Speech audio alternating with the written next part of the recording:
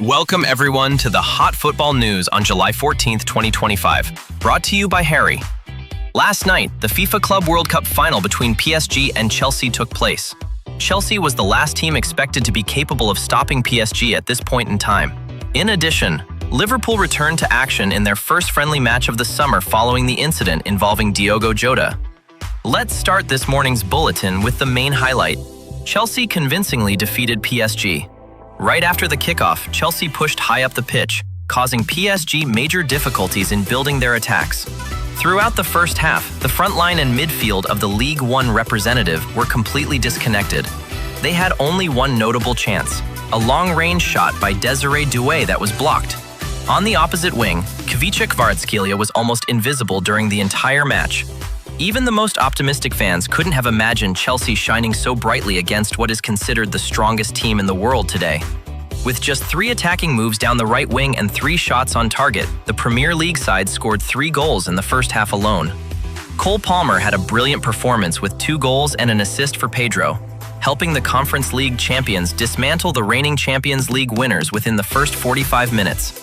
In the second half, manager Luis Enrique tried to make adjustments, but PSG could only muster a close-range shot by Ousmane Dembélé, which was saved. PSG's nightmare of a match ended with a red card for Gianluca Zane after pulling Marc Cucurella's hair.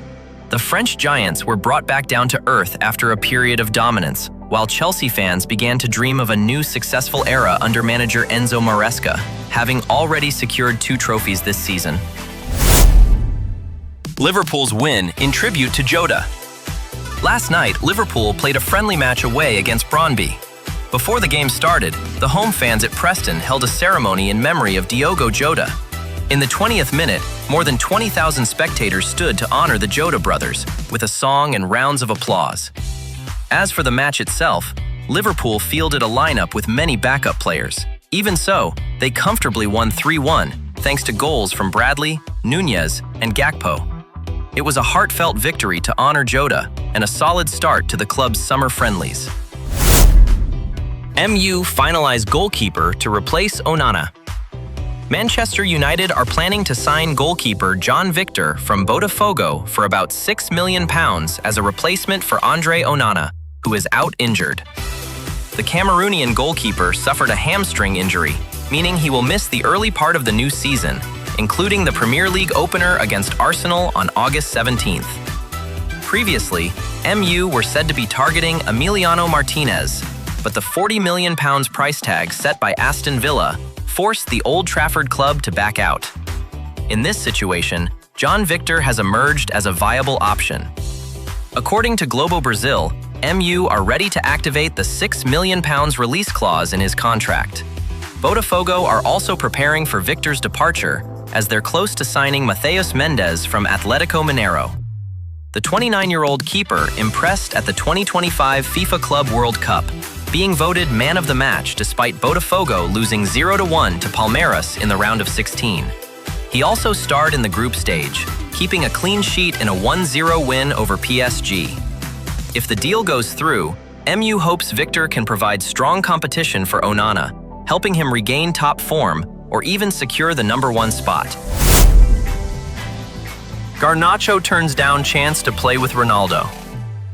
According to The Telegraph, Alejandro Garnacho has firmly rejected an offer to join Al Nassr, the team of superstar Cristiano Ronaldo, opting instead to continue his career at a top European club. This decision came after MU's management gave him the green light to leave this summer. His relationship with manager Ruben Amorim has deteriorated. The clearest sign was Garnacho being completely left out of the squad for the final match of the season against Aston Villa, and later benched for the entire Europa League final. These actions were seen as the final message that the Argentine talent is no longer in Amorim's plans. The offer from Al Nassr not only included financial incentives, but also the chance to reunite with his idol, Cristiano Ronaldo. However, after initial discussions, the 21-year-old winger made his stance clear. His career must continue at the highest level of European football, where the competition and growth opportunities are much greater. Garnacho is not the only one expected to leave as part of Amorim's squad overhaul.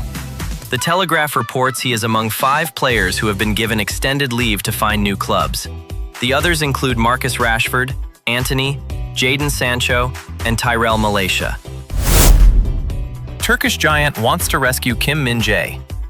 According to TJS, Galatasaray has proposed a 1-year loan deal for Kim Min-jae with an option to buy. However, Bayern Munich are likely to reject the offer.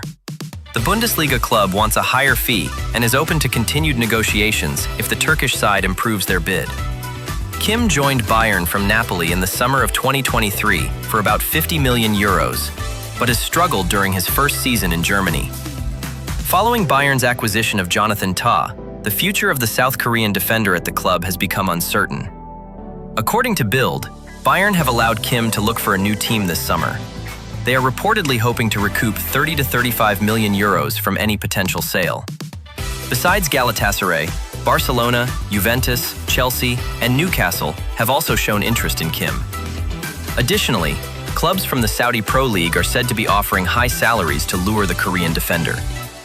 Bayern once had high hopes for Kim Min-jae, but injuries and inconsistent form prevented him from becoming the leader of their defense.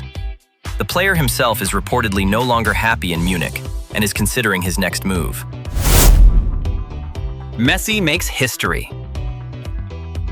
On the morning of July 13th, Lionel Messi shone in Inter Miami's 2-1 victory over Nashville, becoming the first player ever to score a brace in 5 consecutive MLS matches. In the 16th minute, Inter Miami was awarded a free kick about 20 meters from goal. Despite Nashville deploying all their defenders to form a wall inside the box, they couldn't stop Messi's low shot, which curled into the far corner. Although the visitors equalized with a header from Hani Mukhtar in the 49th minute, Messi once again stepped up to restore the lead.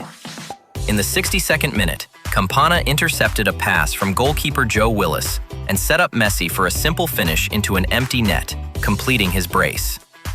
The Argentine superstar has now scored 872 goals in 1,112 matches.